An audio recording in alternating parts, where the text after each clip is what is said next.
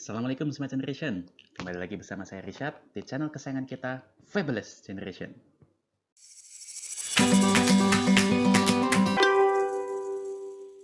Beberapa hari yang lalu, hujan lebat turun di Jakarta disertai dengan banyak petir yang menggelegar. Atas kejadian itu, saya jadi terinspirasi. Saya pengen mencoba mengulik apa sih manfaat dari sebuah petir, karena saya yakin di semua ajaran agama pasti Tuhan dalam menciptakan sesuatu ada manfaatnya. Yuk, di episode kali ini coba kita ulik bersama apa ya manfaat dari petir. Let's go. Sebelumnya, putar dulu topinya. Oke adik-adik semua, yuk sebelum kita mulai masuk membahas manfaat dari petir, kita ulik dulu yuk bagaimana sih petir itu bisa terjadi. Semua zat di dunia ini terdiri atas atom, dan atom ini terdiri atas partikel-partikel kecil. Dan partikel-partikel kecil ini memiliki muatan. Mari kita gambar supaya lebih mudah. Ada partikel yang kita sebut sebagai proton, ada partikel yang kita sebut sebagai neutron, dan ada partikel yang kita sebut sebagai elektron. Jadi, elektron dan proton sebenarnya adalah partikel yang bermuatan. Kita sudah paham bersama bahwa elektron adalah partikel yang bermuatan negatif. Dan proton adalah partikel yang bermuatan positif. Tapi sebenarnya apa sih muatan positif itu? Muatan positif itu tidak lebih dan tidak bukan adalah partikel yang kekurangan muatan negatif. Ya, jadi proton itu sebenarnya adalah partikel yang kekurangan elektron, kekurangan muatan negatif. Maka sifat dia menjadi positif. Dan kalau neutron, mudah saja itu adalah yang netral. Dan pergerakan listrik, di konsep dasar listrik, terjadi ketika terjadi dua hal. Pertama adalah perbedaan potensi yang besar, dan kedua, pengantarnya. Ketika pengantarnya memiliki isolasi yang tinggi, maka ini tidak akan terjadi pergerakan listrik, karena terjadi resistance. Tapi ketika isolasinya turun, atau biasa kita sebut sebagai kondusif, maka akan dapat terjadi pergerakan listrik, yaitu pergerakan elektron dari yang bermuatan negatif menuju muatan positif. Jadi kembali lagi, listrik adalah pergerakan elektron, pergerakan partikel yang bermuatan negatif. Dan pergerakannya terjadi karena perbedaan potensial dan ketika daya hantar di antara kedua partikel tersebut memiliki isolasi yang rendah. Gimana? Sudah ingat semua ya? Yuk kita lanjut ke berikutnya. Setelah kita pahami konsep dasar tadi, yuk kita ulik bersama bagaimana sih petir itu bisa terjadi. Tadi sudah kita bahas, pergerakan listrik sebenarnya adalah pergerakan elektron, yaitu pergerakan dari partikel yang bermuatan negatif menuju yang lebih tidak bermuatan negatif, yang terjadi perbedaan potensial. Ketika terjadi hujan, seperti kita ketahui bersama, ada banyak awan di atas sana, dan di bawah ada bumi. Di awan ada pergerakan partikel, maka di awan ada pergerakan elektron juga.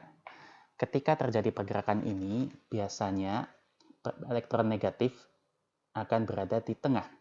Lapisan tengah ini adalah lapisan yang sangat kaya akan muatan negatif. Dan di lapisan atas adalah lapisan yang kekurangan elektron, sehingga di sini akan ada muatan positif atau yang biasa kita sebut sebagai proton. Dan di bagian bawah biasanya ada lapisan tipis, yaitu lapisan proton juga, tapi biasanya ini sangat tipis sekali. Begitu juga di awan sebelah, mari kita gambar bersama dulu supaya cepat, saya gambar lebih cepat juga. Ya, pada intinya tadi kembali lagi, listrik adalah pergerakan elektron menuju tempat yang lebih tidak bermuatan negatif, atau yang biasa kita sebut dari negatif menuju positif, supaya simple. Nah, ketika terjadi awan, awan ini bisa menjadi dua muatan pada dasarnya. Bisa awan yang bermuatan lebih positif, bisa juga awan yang lebih bermuatan negatif, untuk lebih simpelnya. Namun, pada dasarnya sebenarnya pergerakan petir itu ada 3. Yang pertama adalah pergerakan petir di dalam awan itu sendiri. Kedua adalah pergerakan petir di antara awan. Yang ketiga adalah pergerakan petir dari awan menuju ke bumi. Nah, tadi kita sudah bahas listrik bergerak dari negatif menuju positif. Gimana sih ceritanya petir itu bisa terjadi? Misalnya, kita anggap awan yang di sebelah kiri ini bermuatan lebih banyak negatifnya, sehingga bermuatan negatif. Dan awan yang di sebelah kanan ini lebih banyak muatan positifnya, sehingga menjadi awan bermuatan positif. Nah, kita bahas yang kiri dulu ya. Ketika awan bermuatan negatif berada di dekat bumi, maka seperti yang kita pelajari bersama, ketika ada elektron mendekati suatu benda, maka elektron yang ada di bumi akan menjauh, sehingga di permukaan akan lebih banyak yang kita sebut sebagai proton. Ketika awan semakin mendekat, maka akan semakin besar juga beda potensialnya. Petir biasanya tidak terjadi ketika tidak ada hujan karena udara memiliki isolasi yang tinggi. Nah, ketika hujan, seperti kita ketahui bersama, akan ada banyak air yang tersedia di udara. Dan air ini adalah benda yang memiliki daya hantar yang sangat baik. Maka, ketika terjadi beda potensial yang tinggi dan isolasi di antara awan dan bumi itu sudah mengecil, maka dapat terjadi lompatan elektron. Kembali lagi, lompatan elektron dari awan yang bermuatan negatif menuju ke daratan. Dan tadi, seperti sudah kita bahas sebelumnya, terjadi juga petir, yaitu lompatan antara awan juga. Di sini kita, di kedua contoh kita, maka petir bisa terjadi di antara awan yang sebelah kiri yang lebih bermuatan negatif menuju awan di sebelah kanan yang positif. Dan yang ketiga tadi yang pertama ada juga petir yang terjadi di dalam awan itu sendiri. Nanti di fun fact kita akan bahas juga yang terakhir untuk adik ulik bersama. Ternyata ada juga petir yang berasal dari daratan menuju ke awan loh. Jadi nggak semua petir itu dari awan menuju ke daratan, tapi ada juga petir dari daratan ke awan. Tapi itu monggo, itu nanti saya serahkan ke adik-adik sekalian untuk mengulik bersama. Jadi ini adalah bagaimana petir bisa terjadi. Pada intinya dua, terjadi perbedaan potensial, dan kedua, isolasi di antara keduanya menurun karena ada hujan. Maka ketika tidak ada hujan, isolasi tinggi, walaupun beda potensial tinggi, petir tidak akan terjadi. Nah, adik-adik sekalian, tadi kita sudah membahas bagaimana petir itu terjadi. Sekarang, sebelum kita masuk manfaat, yuk kita masuk apa sih yang terjadi ketika ada petir. Yuk kita gambar cepat-cepat. Tadi ada awan, dan di bawah ada daratan. Maka ketika tadi dua unsur telah terpenuhi, yaitu terjadi beda potensial yang tinggi, dan ada hujan yang mengurangi tingkat isolasi di udara, maka akan terjadi petir. Sebenarnya apa sih petir? Tadi sudah kita bahas, petir adalah lompatan dari elektron. Dan ketika terjadi lompatan elektron ini, di sepanjang jalur terjadinya petir ini, atau yang biasa disebut sebagai channel, akan terjadi peningkatan temperatur dan tekanan yang sangat tinggi.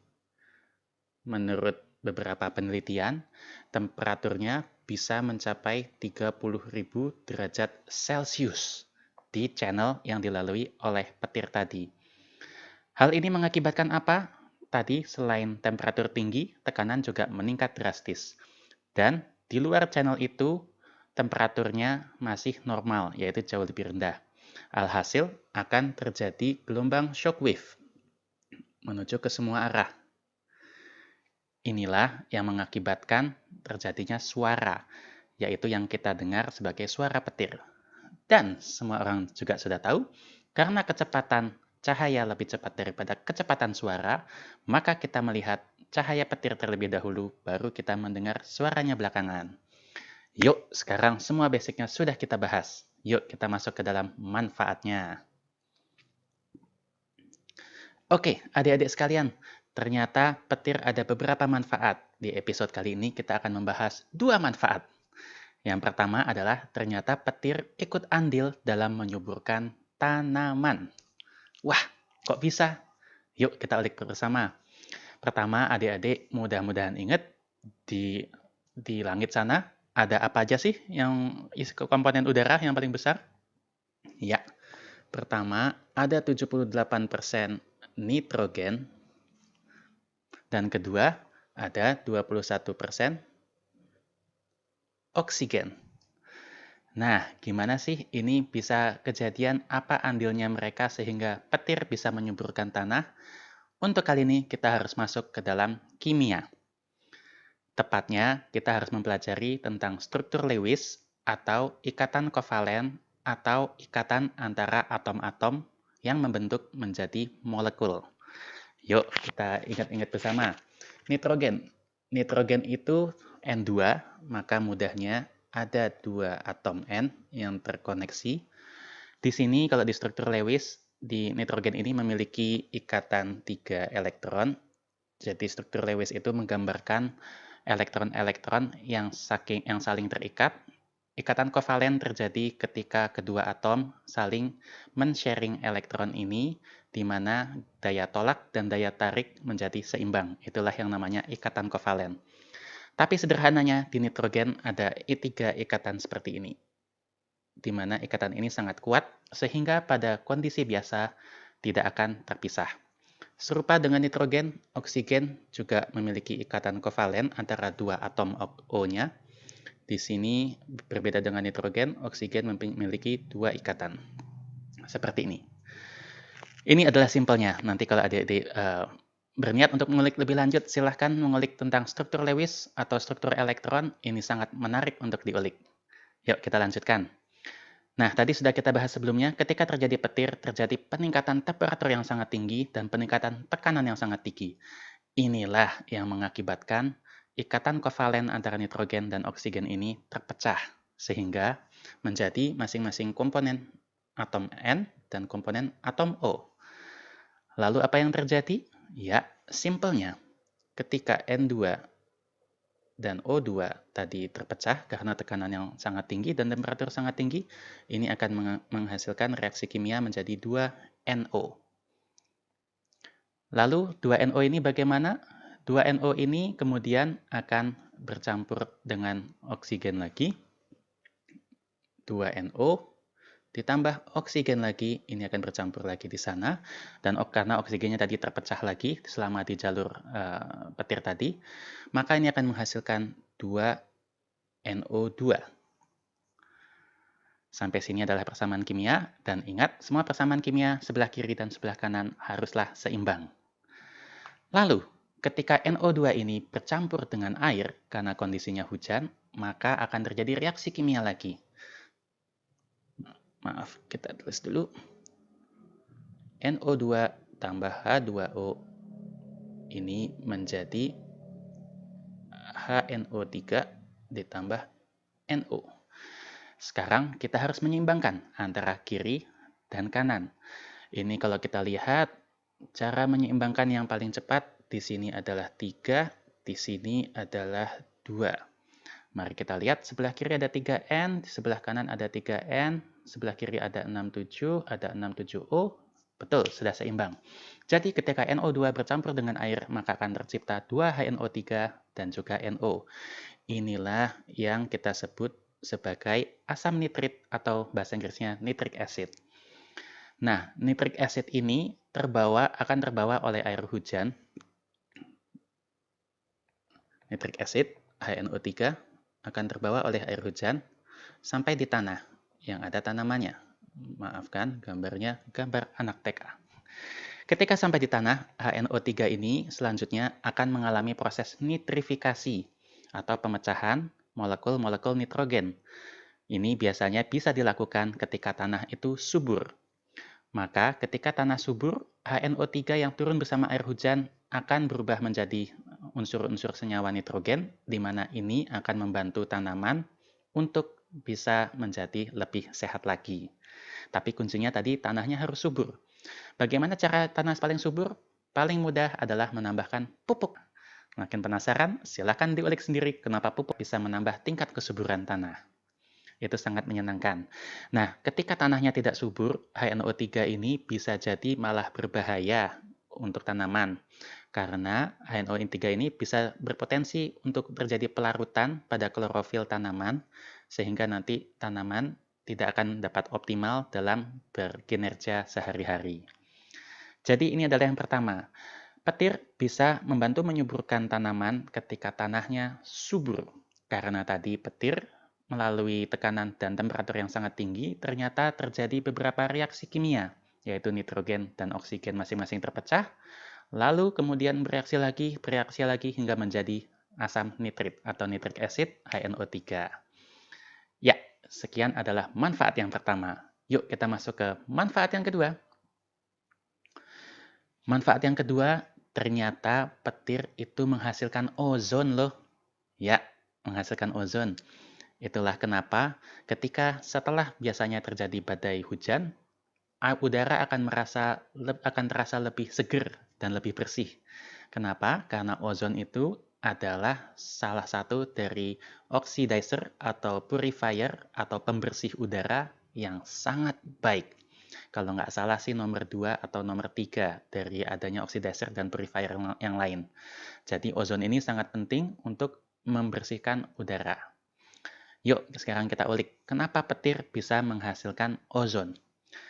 Sebenarnya simpel, serupa dengan tadi, tapi sebelumnya mungkin kita tulis kembali ikatan kovalen dari oksigen. Tadi oksigen akan memiliki ikatan kovalen 2 titik seperti ini, dan mereka baru akan terpisah ketika ada petir tadi, yaitu ketika temperatur tinggi dan tekanan sangat tinggi. Dan ketika itu terjadi, maka akan terjadi reaksi kimia dari O2 akan berubah menjadi O3 atau ozon. Kembali lagi, sebelah kiri dan sebelah kanan harus seimbang. Maka di sini simple, 3O2 akan menjadi 2O3. Ini adalah simpelnya. Tapi, ozon ini hanya memiliki lifetime atau waktu hidup yang sangat sebentar. Bisa jadi hanya 20 menit, bisa jadi 60 menit, bisa jadi 80 menit, tergantung dari cuacanya. Kenapa? Kalau penasaran, ternyata jawabannya ada di struktur Lewis lagi. Ini adalah struktur Lewis dari ikatan oksigen. Ada 3O, O, O, O. Oksigen itu ada 6 titik elektronnya, maka titik elektron yang kiri akan bergabung dengan sini.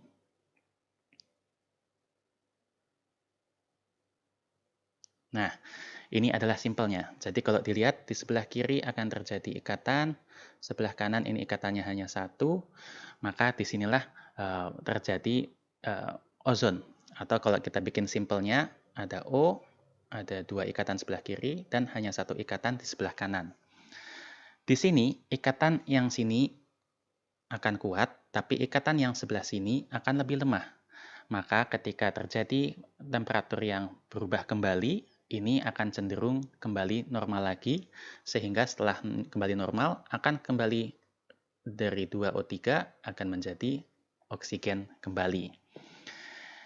Ini adalah bagaimana ozon tercipta dari petir. Dan tadi manfaat ozon itu adalah salah satu pembersih udara yang paling mujarab di dunia ini. Maka tadi ketika setelah hujan biasanya udara akan terasa lebih bersih dan lebih enak. Gimana adik-adik sekalian? Seru ya? Ternyata benar, petir ada banyak manfaatnya.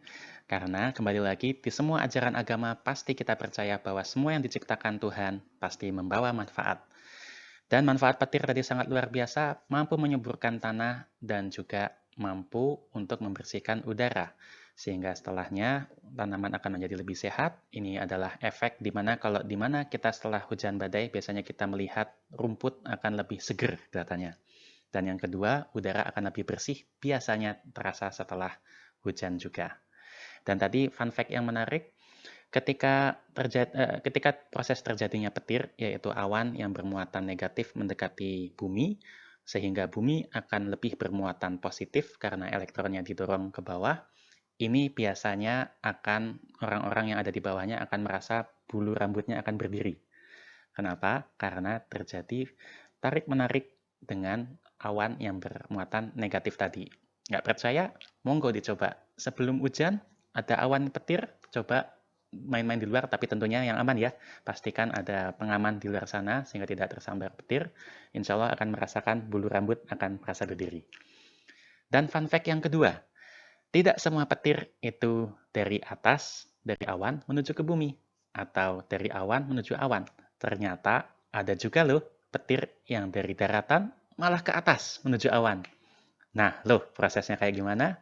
Silahkan di YouTube atau di Google ada banyak sekali yang sudah mengulik tentang ground to cloud lightning ini.